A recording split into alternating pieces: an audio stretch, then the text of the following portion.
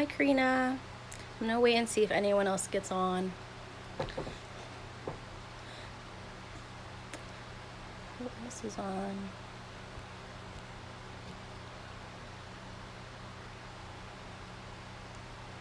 Let's see.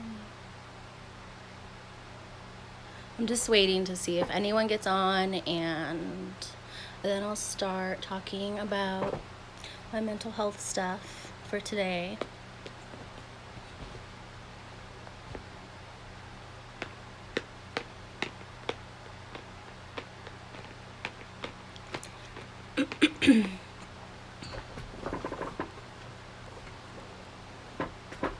12 is a weird time to do a live just because I feel like that's when I go and do stuff at noon.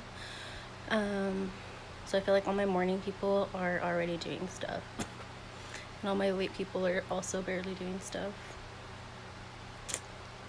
Okay, well, I'm just gonna start, and if people get on, they get on. If not, this is gonna be posted at my website too. So today's topic is just mental health, and your mental health and your emotional health, the well-being of that. And I have a ton of notes, so I'm like reading off of that too, guys. So mental health, what does that mean, right? So mental health is pretty much, so I like to look up the definitions to these words just because I feel like it gives us a very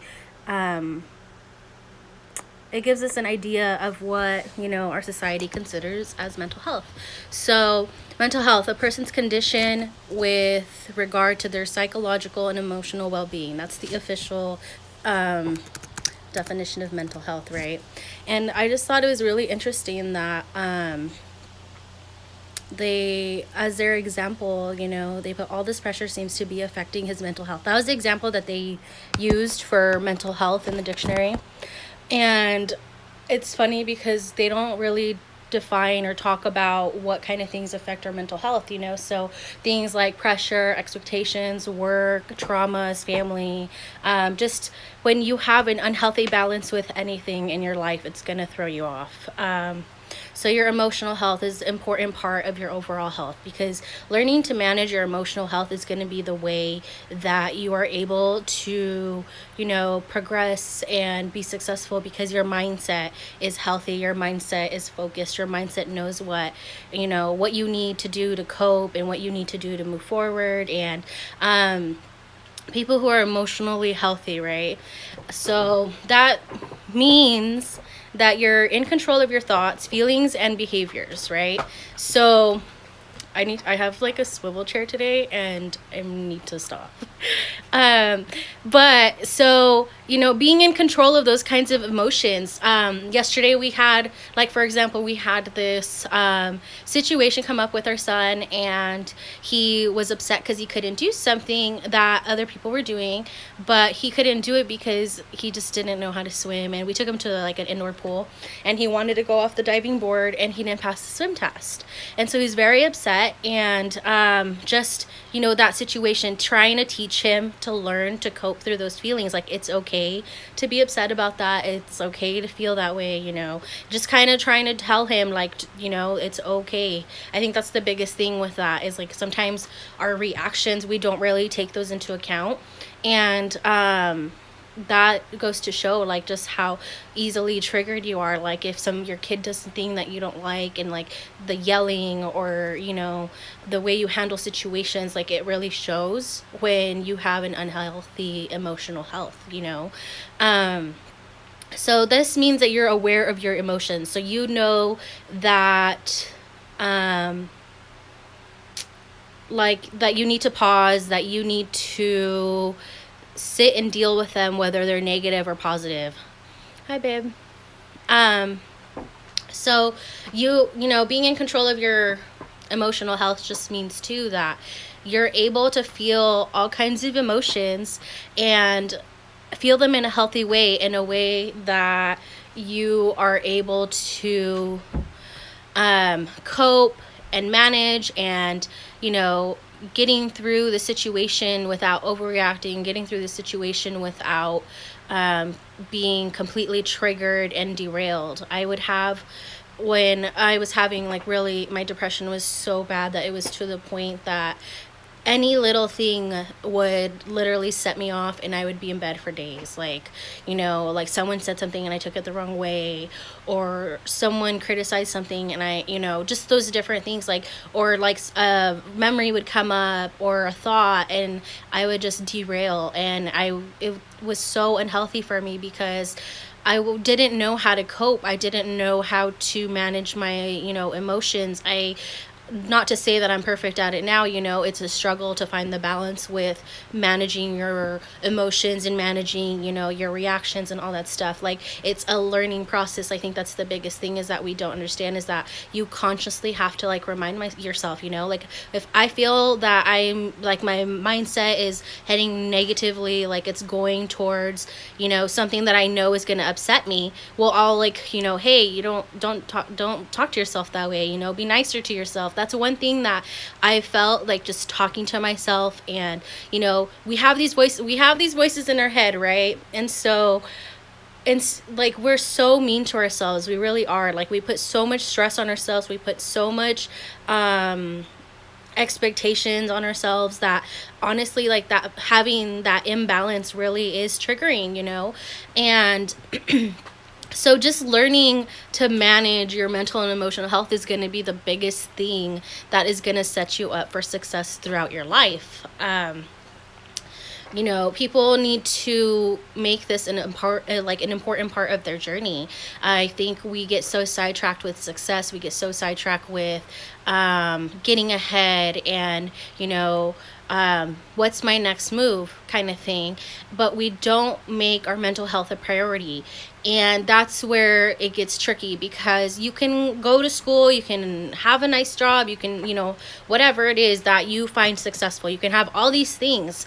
But if you're not able to manage your mental and emotional health, those things are going to slip away, because you're not going to be able to, cope with situations that are triggering, that are, hurtful to you. You won't be able to be successful in your job. You won't be able to give your fullest, your best self, in your job, if that is, not a priority for you as far as your mental and emotional health. I don't think we have it so backwards that, once I get to this point in my life, I'll focus on my mental health. I'll go to therapy once I can afford it. I'll do this once I can afford it. But the thing is that that's never going to happen, because you never change your mindset that it's time. We consciously need to just keep mental health and our emotional health as an evolving cycle, an evolving process. It's very hard, because no one really tells you, like, make sure you don't talk negative to yourself. Don't, self-talk yourself that way. No one teaches you how to manage that. There's no real way to teach it that has been instilled in our lives. And I think too, the biggest takeaway is that our childhoods really do affect our mental health, whether we think we had a traumatic childhood or not. I think honestly everyone is a childhood or a product of their childhood. And I say that because growing up, speaking from my own experience, I'm the oldest of 4 girls. I was the firstborn. I was the first girl. My parents were young. And they were going through shit, obviously, because that's, life. And they're learning how to, navigate adulthood and all of this. And so for them, mental health was never a priority. It was more about, like, we need to work, we need to get ahead, we need to do what's best for our kids, And my parents were working, like, all the time. I remember being home with my sisters a lot by ourselves. We were by ourselves a lot. And my dad worked more than my mom. And it was just like, so they're going through all of that. And nowhere in there did I ever see my parents, take a mental health day or go to therapy or talk about feelings or, anything like that.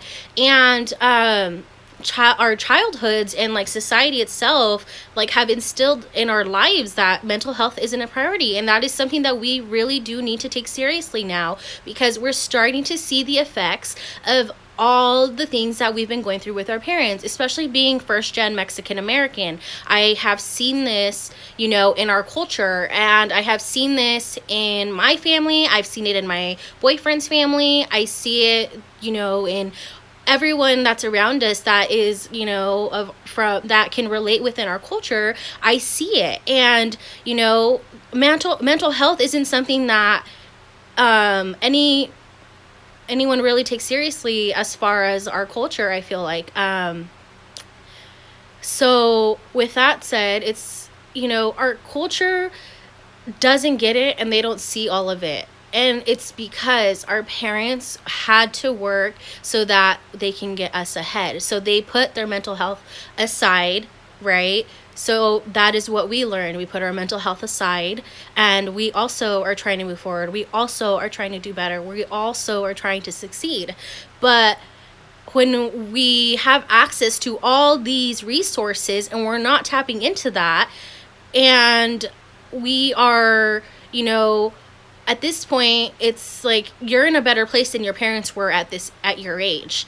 And, you know, if we're talking about like success and things like that, because usually that's how it happens, right? So it's like this whole process. And so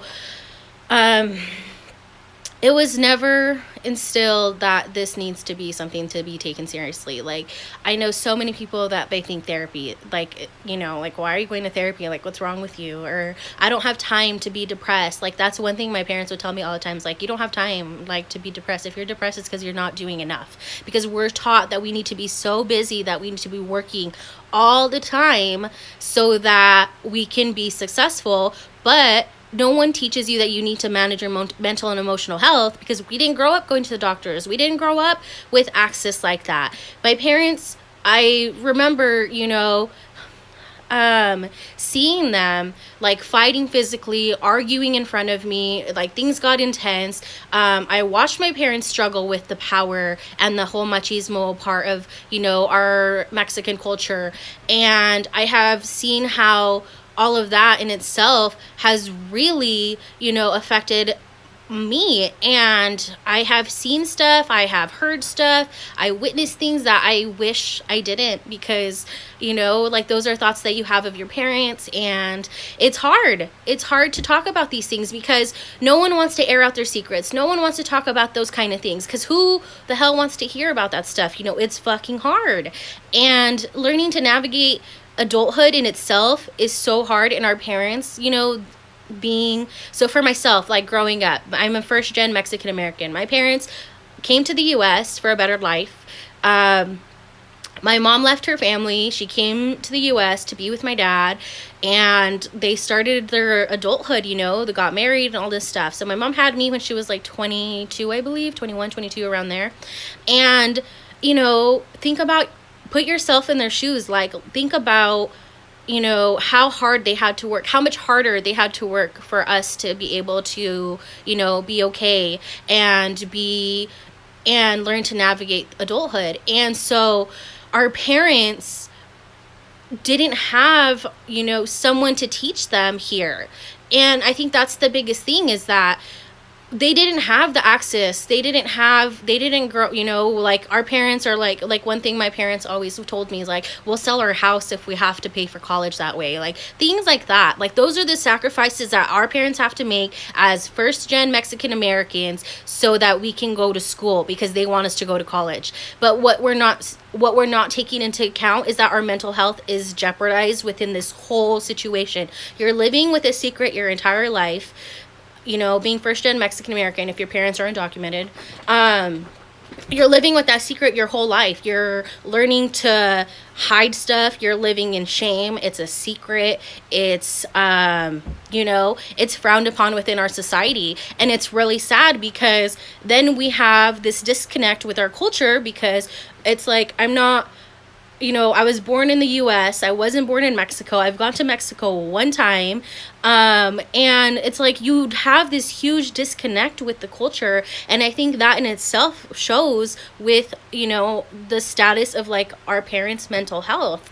Growing up, I was taking care of my sisters at a young age, like all the time. And there's four of us, like paying for babysitters, all of that is so expensive, and so you have to prioritize different things. And so obviously, it would made more sense to just leave my sisters with me. But then and that's one thing that our culture does a lot, is giving the eldest child so much responsibility and robbing them of their childhood, especially daughters. It's very true in the Mexican culture. The more I dig into this, the more I look into myself and look inward and evaluate situations and circumstances, I see that we are robbing our children of their childhood, and that is something that is not okay. And especially being in a country where they should be able to have access to all these different resources and activities, and finding ways for them to be healthy and mentally and emotionally, all of this stuff is like, none of that, that wasn't something that we could even take into account. My parents had to work, someone had to watch my sisters, so that in itself was a lot on me. It was a lot of responsibility. It was a lot of pressure. It was a lot of expectations. It was, cook and clean and take care of your sisters. And like, I had my youngest sister when she was 9, right? So my mom had my youngest sister when I was 9. And I remember staying home with my little sister and changing her diapers and, being like a mom, like a mini mom. And, and that part of the culture where your parents are always working and they come home and they're mad because not everything's not done, like all of that is so unhealthy. And that is one thing that I strive not to do with our son, or like if we have children like that. Oh my goodness, I don't think we really realize how much pressure we put on our children as, Mexicans. And that is something that I have struggled with my whole life, that I'm like, oh my gosh, this is probably why I don't want kids, like, of my own. Like, I think I struggle with that idea so much, because I'm like, I feel like I've raised kids forever already. Like, I had my sisters with me all the time, and, it's a lot. And so, sorry, I'm just like referencing to my notes. I'm trying to stay very on point, so I'm not trying to get sidetracked, and I'm trying to, make sure I make all my points. So, yeah, so, so being a caretaker, being a secret keeper, being in charge, all that stuff with our culture, right? As being the firstborn or the first daughter, like all of that stuff just happens. And it's not like they purposely are like, oh, I'm going to mess up her mental health. It's like, no, like that's literally what we needed to do. We don't, those kinds of things. And it's like, our parents had to work extra. Our parents had to prioritize different things. They didn't have access to food stamps. They didn't have access to freaking, any of the resources that people who are documented have. And that is something that we grew up with, and that is something that really does hinder us as we start to become adults and as we start to get older, because we have no idea of all these resources and all these things that could help us. And within our culture, it's like frowned upon to even get access to all these resources, because our parents obviously didn't use them. And that is something that I've noticed too, is like, my parents are so proud that they never used food stamps, but they couldn't. Like, they just couldn't, and so even if they wanted to. So like, it's that disconnect in our culture that we really do need to focus on. And the other thing, so I'm just making sure I touch my point. Sorry if I'm distracting you. Yeah, so then, okay, so let's fast forward a few years, right, after I've been taking care of my sisters, holding my parents' secrets, all this stuff, right?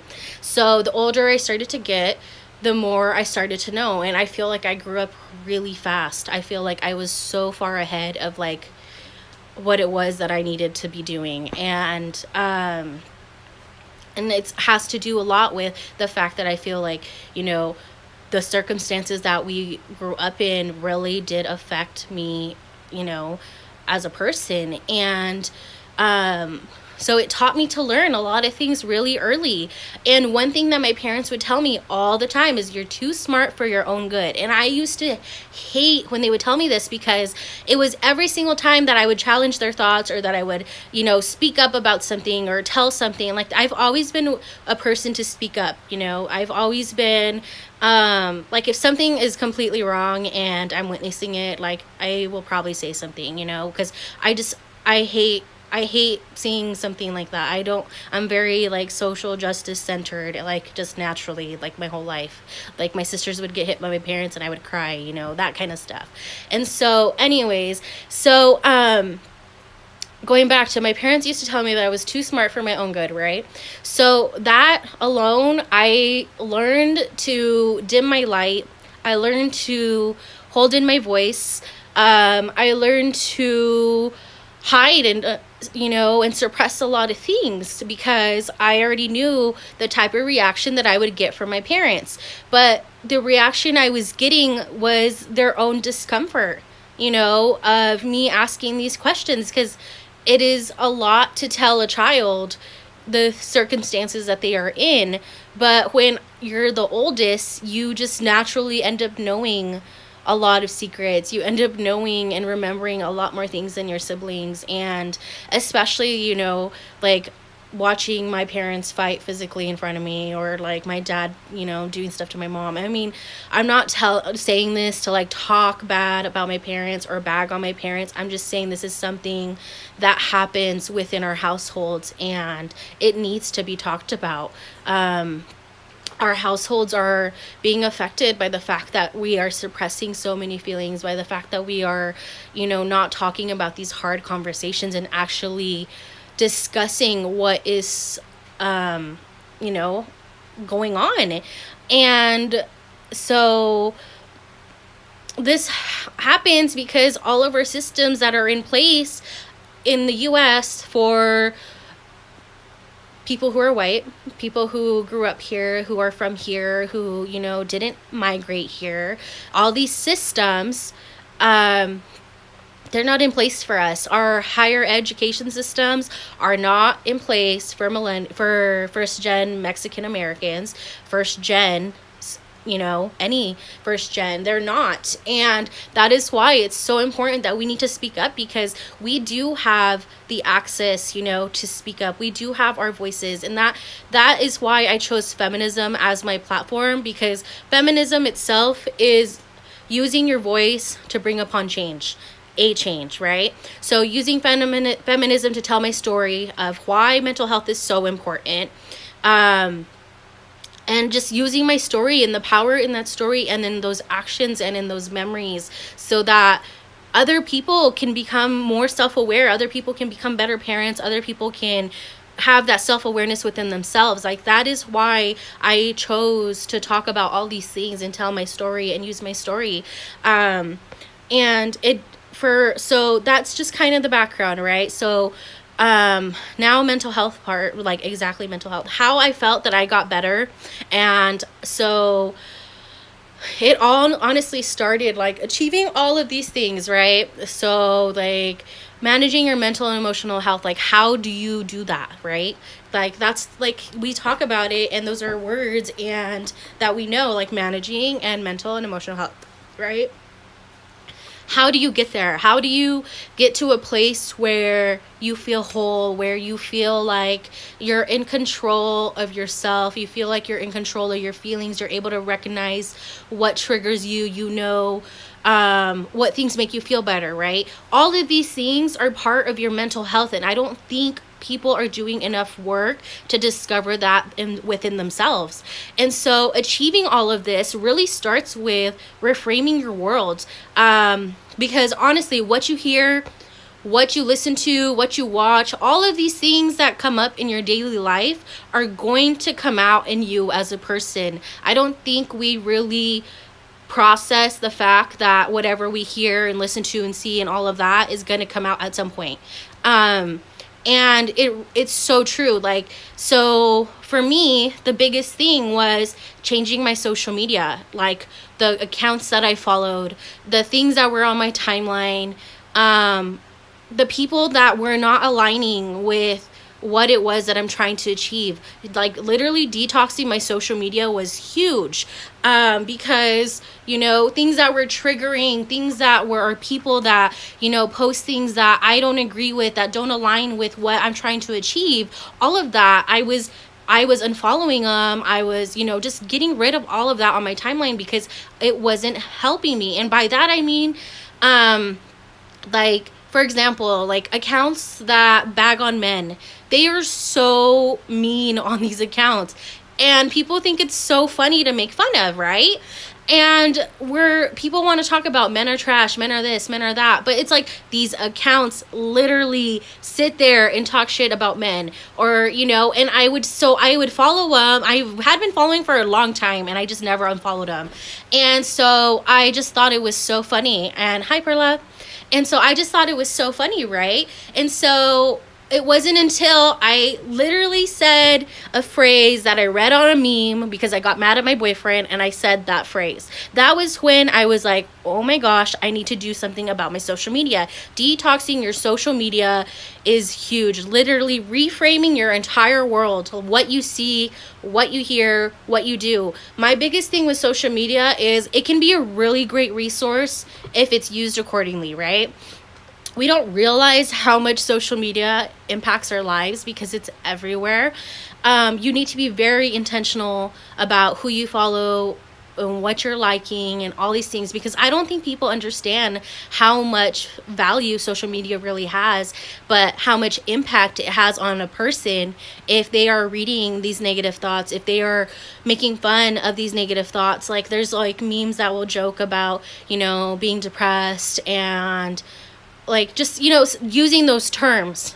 And it's like those things are the type of things that you start to tell yourself when you're talking bad about yourself, to yourself, when you're being mean to yourself, when you're being mean to somebody else. Those things that you see, that you hear, that you read, all of that eventually comes out. So with that, like, you know, figuring out that process, what does that look like for you? What kind of people do you want to follow? What inspiration are you looking for?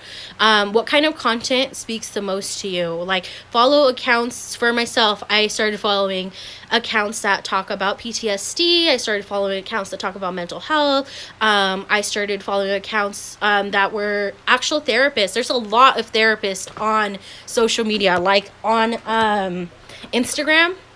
There's a ton. And at my website, I have a resource list of like the Instagram therapists that I follow that I really enjoy and that I use a lot of their content too, and that I have had conversations with. Like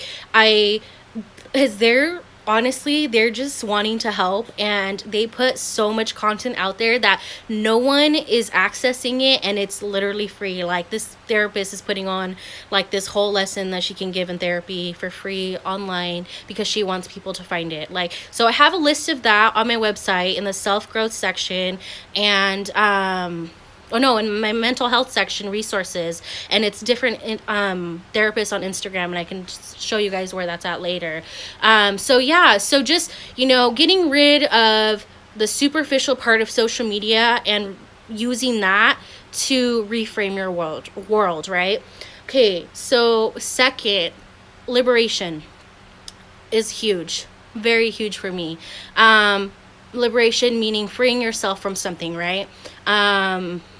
And for me, that looked like liberating myself from my cultural heritage, right? Cultural heritage, what is that? So cultural heritage is, let me read you the actual definition. So an expression of the ways of living developed by a community and passed on from generation to generation, including customs, practices, places, objects, artistic expressions, and values, right? Okay, that's cultural heritage, right? So what kind of customs, what kind of values, practices, expressions did you learn from a generation previous to you that runs in your culture and in your family and in your circle? Letting go of a lot of that was like the biggest thing. Not saying letting go of like celebrations or being Mexican or any of that. Like letting go of that the values that mental health isn't important, that mental health is not something to be valued. Letting go of those different ideas, right, that our families have, that Mexicans have, that, you know, whatever your cultural heritage means for you, like the things that you don't like, that you don't want in your life and that you don't want to pass on, like what, letting go of those things, right? So for me, it was letting go of mental health issues so that my children and their children don't run into the same thing that my mom went through. My mom lived her life depressed a lot, whether she wants to acknowledge it now or not, or, you know, I remember days where my mom would lock herself in a room and just be sad. And at the time, I didn't understand what it was. I didn't understand why. I just figured her and my parents were fighting, her and my dad were fighting. But it really had to do a lot with her isolating herself, withdrawing herself, not giving herself fully to us.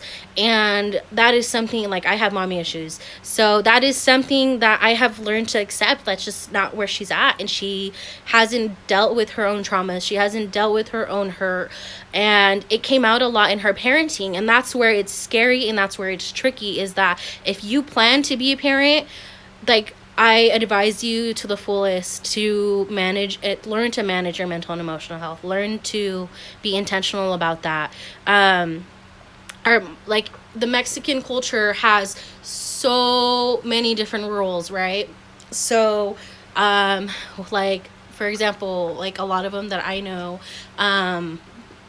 like, don't get married, or don't have kids before you get married, don't have sex before you get married, don't, you know, leave the house until you're married. Like, all of these different things that our parents value, they have their own stigmas, they have their own culture values, their own parental norms and values, right?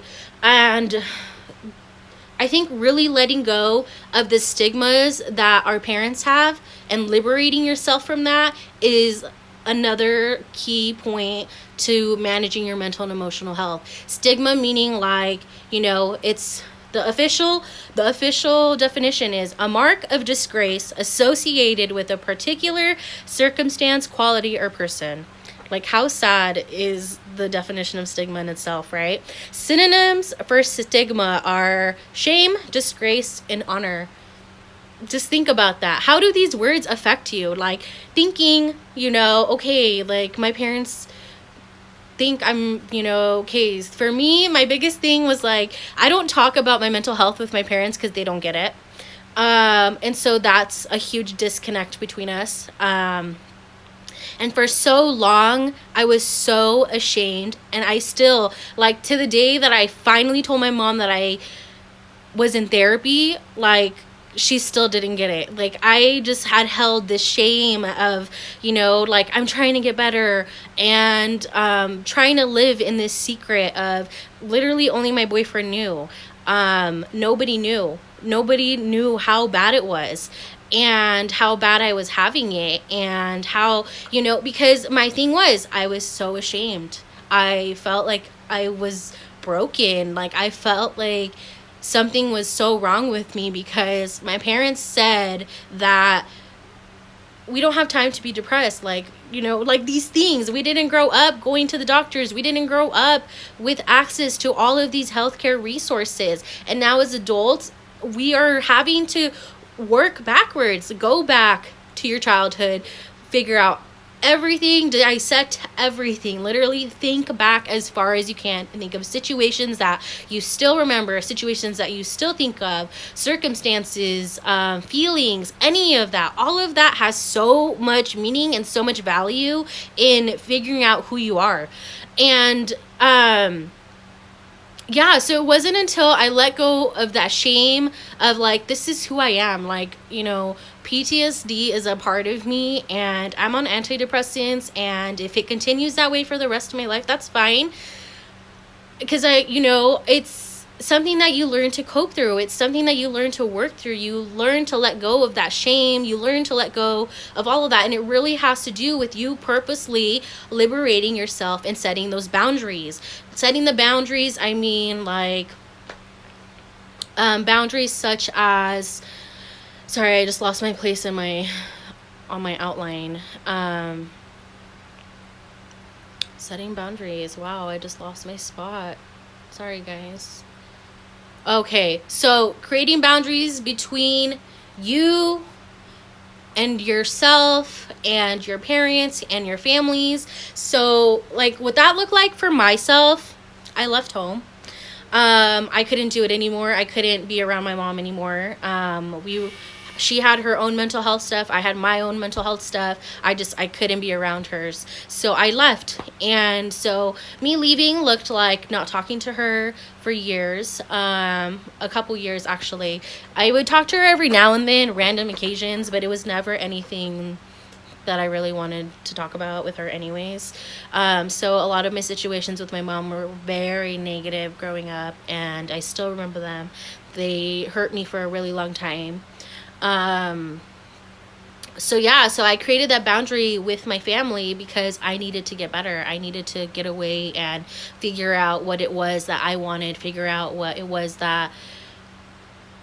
my life meant for me and what it is that I was seeking and all of these things. And I think creating the boundaries between your family and that part of yourself is really key, because at the end of the day, you're going to have your own values. You're going to have your own things in place as far as, what part of your culture you celebrate, what part of your culture you don't like all this stuff, right?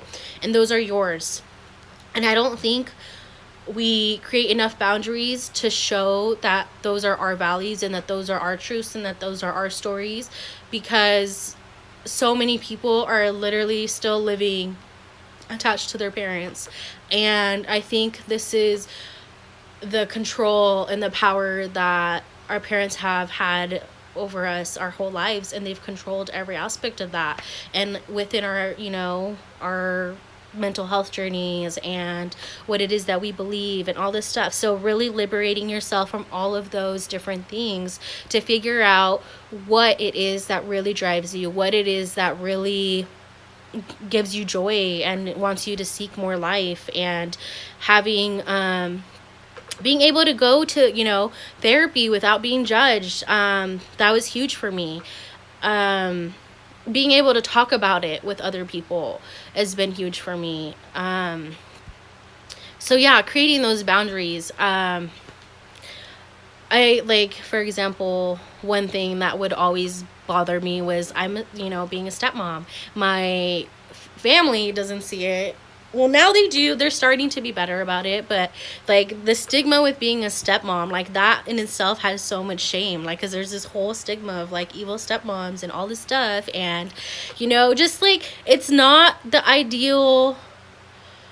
Not ideal. That's the wrong word. It's hard.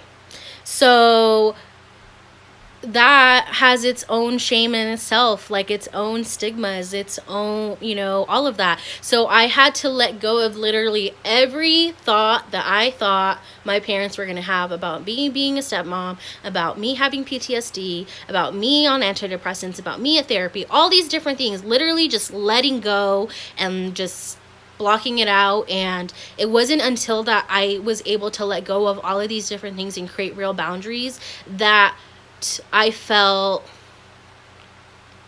like I was my own person. My letting go of not celebrating that mental health and emotional health is not celebrating, but the part of our culture that doesn't deal with mental health and emotional health, and there's a huge lack for that. And so creating boundaries with your family, it's fucking hard. It is. Your family is going to talk so much shit if you're trying to create boundaries. Oh my gosh, it is a hard walk, and it does get lonely, it does get frustrating, it does get weary, but honestly, at the end, when you feel like you have established your boundaries for yourself, you're not establishing boundaries to control people. You're not establishing boundaries so that they don't do what you don't want them to do. You're creating them for yourself, because that is what is going to be better for you mentally and emotionally. And so keep that in mind, right? So I have been working on this journey for the past 6 years, honestly, like since I discovered and I'm like, I need to do something about my mental health. Like something is just not working for me. Like I'm not feeling okay. So it's a process of creating boundaries. I left my parents' house 6 months ago. Hi, Melissa. And I left my parents' house 6 years ago. Like not 6 years ago, but like 6 years ago that I decided I was going to start working on my journey and figuring out what it is that I needed to do for myself. It's a hard part in your life to really dig in and transform and be real with yourself. And, what toxic behaviors do you have? What do you do that is hindering yourself? And like that was just learning to transform in a way that you will learn to cope, and that things that triggered you before won't trigger you the same anymore. For myself, it was a lot of my triggers were always family. Like always, like family situations, like things that my mom said, things that my sister Melissa would say, things that my dad said, the way that they would joke, just, these different things. And it wasn't until I was really set in my ways that I was able to go back and actually, I don't hang out with my family very much that often. I just hang out with my sisters mainly on different occasions, but it's nice to see the progress when something that my mom says now would have triggered me 6 years ago and would have completely derailed me a year ago. And I would have been crying in my bed for like a week because I was so upset about how my mom treats me and how, and it was just all of these things. Hi, Maylin. That really, for family, like I think that is the hardest boundary to set. That is the hardest part of your mental health journey that will really make you question whether you're doing the right thing or the wrong thing. Like you learn to ground yourself in yourself, if that makes sense. That's why I think self-help books and, all these free resources and assessments like the Enneagram, all of those are so helpful because they are ways to transform your mindset. They are ways to learn to manage your mental and emotional health. The Enneagram talks a lot about the healthy developments, right, of every type. And in that, you could see the mental health is the biggest thing, reoccurring theme in all of this. All of these things are considered mental health. And so I think, learning just to ground yourself in your work and in your self-help is going to be a huge key. And boundaries are just completely so crucial. What do boundaries look like with your friends and your relationships, right? For me, it looked like limiting my time around people who obviously don't prioritize the same things as me, who don't have a similar mindset. People who aren't kind to others was huge, because if they can't be kind to others, they can't be kind to themselves, and they're definitely not going to be kind to you. Learning to set that boundary with people of what they can and can't say in front of you, because not saying that you're controlling it, but more like for myself, like my mom will joke about like ex-boyfriend situations, right? And she knows I have my boyfriend, and she talks to my boyfriend and all these things, right? And so she'll bring up these situations to be funny, and just being strict with her about that boundary and being like, that's not funny. Like, I honestly don't appreciate that joke. And that's all it takes. Like, you don't have to be mean. You don't have to be a bitch. Like, you just say what it is that you expect in that way, and just watch your words. I think honestly, like, we react so much more on text messages because it's easier to just write, and we don't really set, and at the end of the day, no one understands what it is that you were trying to get across, because you wrote a freaking big long 10-page paper in a text message when you could have said a simple sentence as, I don't appreciate that kind of joke. just those little things. It's those little things that add up later. Honestly, it really does. As far as friends and relationships, one of the biggest thing I think too is just, what does friendship mean for you? And is that what you're seeking? Is that what you're looking for? Are you intentionally looking for those kind of friendships? For people who are like-minded, for people who value what you value, who also, it's not until you, that's the thing, it's like, it's not until you liberate yourself of your cultural heritage, it's not until you decide that it's your time, it's not until you work through managing your mental and emotional health and reframing, that you will be able to figure out what it is with friends and relationships that you want. Because if you're not strict about your boundaries, you're not going to end up with the people that you want or the circles that you want. Like, you're not setting yourself up for that. And, yeah.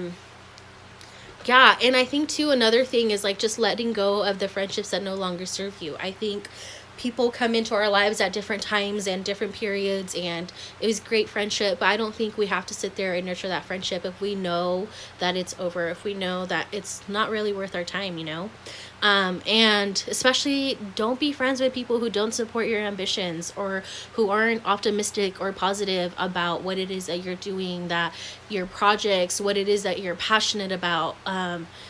Don't be friends with those people, because they're going to talk you down. They're going to give you the negative. They're going to look at everything that you're doing and be critical, because they are so critical of themselves. They are not self-aware. They don't manage their mental and emotional health, obviously, because they're projecting onto your success, onto your passions, onto your priorities. And that's where, those boundaries are very important. What do boundaries look like for work and school, right? For myself personally, I do not think that work or school should be top priority. I think that your mental health, I believe that your mental health should always come first, regardless of what other people think or what. My boss, she didn't get depression. Like, she didn't get the depression or PTSD. She doesn't understand it. She didn't, until I was open with her and told her, I am missing work because I am home and I'm depressed and I can't get out of bed today. Like, it wasn't until those moments that I literally had to tell her that, because I was afraid of losing my job. I love my job. So that was the hard part, is that I love my job. I love what I do. I love my place of work, but I physically just couldn't get out of bed that day. It wasn't until I started having that conversation. And so after that, it was like this huge weight lifted off of my shoulders, because I was able to communicate that with her and be open with her in that way and transparent, that she knew, she's not just not coming in because she doesn't want to, that kind of thing. Like, obviously I'm still going to do my job. Obviously I'm still, and I started running into this with school and with work, different jobs. I've had really good jobs. I've held really good positions in a lot of places. And I would just get to the point where I would be on this high, because I'm like, oh my gosh, I got this new position, I'm getting paid this much, and I'm moving up and all this stuff, right? And I'd be so excited. So I'd be on this huge high, right? And then once that started to dwindle down and go away, I was unhappy again, and I was sad again, and I was depressed again, and I was like, what the hell? Like, I don't like my job. It's my job. So there I go again, changing my job, and getting depressed again, and ending up in this cycle. And it wasn't until I intentionally started working on myself this way that I started to pick up on all these cycles. And it wasn't until my doctor was like, you're going to keep running into this at all your jobs if you don't get a handle on this. Like, those words, like, but society doesn't set it up so that we can manage our mental health and live wealthy and live together. None of that it's the other way around. Work and school should go first, so that you can actually be successful, so that you can actually have access to healthcare, so you can actually have access to good health insurance, so that pays for your fucking therapy, right? So that's what I mean, is like, that is why your mental health should come first, because you're gonna run into these issues in your work and your school, and you're gonna get to a point of burnout. You're gonna get depleted. You're gonna get to a point of frustration if you do not create those boundaries. Simple fixes for me, like, this last week I had a very busy, hectic week. I launched my website. I was busy with my website for like the first 3 days before it launched. I was on my computer like all day. Come Wednesday, I was so drained. I was so frustrated. I couldn't focus. And honestly, all my body really needed was just dark. Being in the darkness, like, it just refreshes me. Like, if I turn off the lights and like lay in bed and just refresh for a little bit, like, that helps me. It's those moments where, I'm like, so Wednesday, I was like, I'm leaving work early. I'm going to go home and I'm going to relax, and I told my family, I was like, I'm gonna, my boyfriend Ray and my son, because Uriah's here this week, he's on spring break. So I told them, I'm like, I'm gonna lay down, like, I just need to unplug, like, I can't anymore. And so I left early, and for me, like, that is so okay. And for other people, it's not. They're like, oh my God, how are you leaving early? Why are you leaving early? Like, like those things. It's like, I'm not sick. I just know that my body needs rest, and I'm listening to my body, and I'm making that a priority. I woke up on Wednesday night at like 8 p.m. When I came home at like 4, and I had slept for like 4 hours. And I felt so much better after I woke up. I felt refreshed. I felt whole again. I felt, it's those key moments where you need to listen to your body and put your body and your mental health before your work and your school, because honestly, you are gonna burn out if you do not listen to your body. That has been my biggest thing, is that, luckily I have a job where they are understanding of these kinds of situations and of these circumstances, and luckily I work in a place that is open about that and transparent about that, and that is accepting about that. And that in itself, like, I feel so blessed to be able to do that, because if I was at the job that I was at before this, when I lived in Walla Walla, my last job that I had there, I worked at the college, and then I'd applied at like this place because it was a different kind of position and I wanted to try it out, and it was hell there. Like, if I were still working there, I probably would have got fired for my mental health shit, and I would have totally been like, oh my gosh, something's wrong with me, I got fired, and all these things, right? And it would have all been back on like, what's wrong with me, what did I do, like, why can't I amount up to this? It's because your mental health and emotional health are not a priority. Like, that's where you're gonna see the reoccurring theme.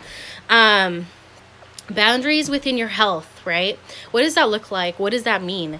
So I've shared with you guys in the past that I work 4 days a week instead of 5. Mondays are my mental health day. Mondays are my day for my blog, for my, my me time, my alone time. Ray works on Mondays, so I'm usually home alone. My therapy day, my self-reflection day, all of that is my mental health day. That's what I do on Mondays. And figuring out your mental health days doesn't have to be hard. Like, you don't have to do something extravagant. You don't have to go get a massage. You don't have to pay all this, it's just taking time to listen to your body. That 1 day a week is going to make a difference in your life if you're intentional about it. For myself, that was, researching what makes, myself, literally learning about myself and figuring out what it is that makes me feel refreshed and recharged, what kind of activities bring up these feelings in my body, what does that mean? And it's just very important to have that time, and I don't think we value or do that enough, of unplugging and having time for yourself. Like, for my boyfriend, he's a type 8, and something that works for him, type 8 is intense cardio workouts, right? So whenever he's feeling like high strung or frustrated or stressed out, he'll just go and have like a really intense workout, and he'll come back just brand new. Like, he's still thinking things, but his mindset and everything else is refreshed and recharged, and he feels better, and he's able to tend to our family better and to me, you know, just it's figuring out what works for you. And that's where you have to be very intentional about setting these boundaries for yourself. Being intentional with your alone time is another important point that I wanted to make. So my meaning focusing on a task, right? Listening to something as you focus, being present. Try not to let your mind wander. It's really hard to do that, and I catch myself doing it a lot because I'll like think of one thing and then like that will turn into another thought, because one thing that I do is think a lot. So if I don't intentionally unplug, I will just keep thinking and thinking and thinking.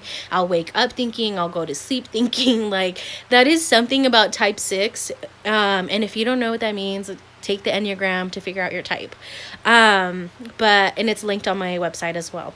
But anyway, so figuring out your type, right? So my type is an overthinker, just naturally.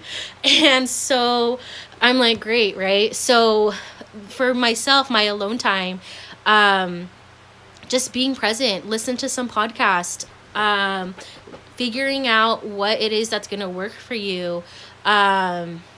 Sorry, I say a lot. I'm trying to work on that. So yeah, just learning to be intentional about your alone time is huge for yourself.